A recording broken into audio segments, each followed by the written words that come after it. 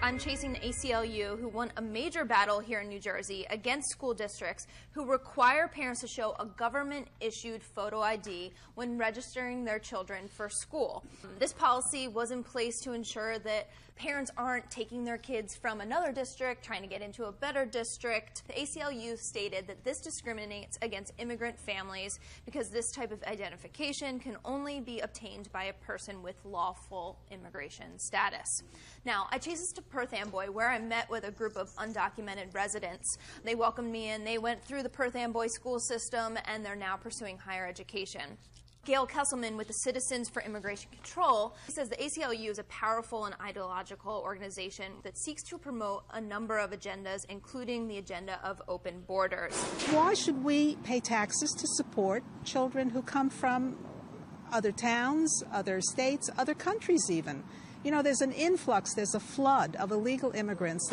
And when I spoke to the undocumented residents, they said, they came to America, their parents brought them here at an early age because they wanted to pursue the American dream, and it starts with education.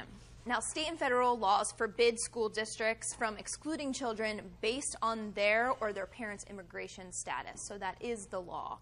In studio, we have Morris County freeholder Tom Mastrangelo, who has dealt with an immigration controversy in Morris County. So do you think this is an undue burden now on the taxpayers? Oh, it's definitely an undue burden. The districts that are accepting those undocumented from another district, that's a tax burden onto the taxpayer. You got to be kidding me. A Right. burden on taxpayers. We're a nation of immigrants, and you can't fault a parent for wanting their child to have a better education wherever that is. We're a nation of people who came here legally and followed the process of steps that do exist I'm today. sorry, Veronica. There's a whole citizenship process for people who are in this country who want to become citizens. Sabine, I'm completely aware of that. And while our immigration laws may need to change, the process exists. You need to go through it. The problem starts at our borders. You see what's going on in Texas right now and some of the other states with children coming up from Central America, coming from Mexico, and they're being planted here. And we've got to take on that burden.